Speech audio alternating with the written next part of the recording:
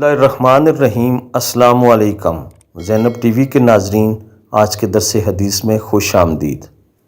موضوع حدیث ہے کھانے میں برکت کیسے ہوگی۔ حضرت وحشی رضی اللہ تعالیٰ عنہ فرماتے ہیں کہ لوگوں نے عرض کی، اے اللہ کے رسول صلی اللہ علیہ وآلہ وسلم، ہم کھانا کھاتے ہیں لیکن سیر نہیں ہوتے۔ تو آپ صلی اللہ علیہ وآلہ وسلم نے فرمایا، تم الگ الگ کھاتے ہوگے؟ عرض کیا، جی ہاں۔ تو آپ صلی اللہ علیہ وآلہ وسلم نے فرمایا، مل کر کھایا کرو اور کھانے سے قبل اللہ کا نام لیا کرو، اس سے تمہارے کھانے میں برکت ہوگی۔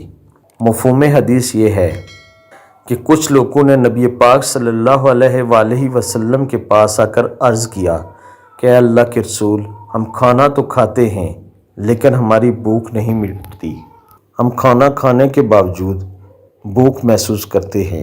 تو آپ صلی اللہ علیہ وآلہ وسلم نے انتہائی بیسک چیز کی طرف ان کا دھیان دیا کہ تم علیحدہ علیحدہ یعنی اکیلے اکیلے اپنا اپنا کھانا کھاتے ہو، اور اس کے ساتھ ساتھ کھانے سے قبل اللہ کا نام بھی نہیں لیتے، یعنی بسم اللہ الرحمن الرحیم نہیں پڑھتے۔ جبکہ اگر تمہیں برکت چاہیے اور اپنا پیٹ بھرا ہوا محسوس کرنا ہے تو تمہیں مل کر کھانا کھانا ہوگا، یعنی ایک ہی دسترخوان پر سب لوگ مل کر کھانا کھائیں تو اس میں برکت ہوگی، اور کھانے سے پہلے بسم اللہ الرحمن الرحیم پڑھیں تو شیطان آپ کے کھانے میں شامل نہیں ہوگا، یوں اس کھانے میں برکت ہوگی اور وہ کھانا آپ کا جزو بدن بنے گا۔ اللہ تعالی ہم سب کو عمل کی توفیق عطا فرمائے، آمین ثم آمین۔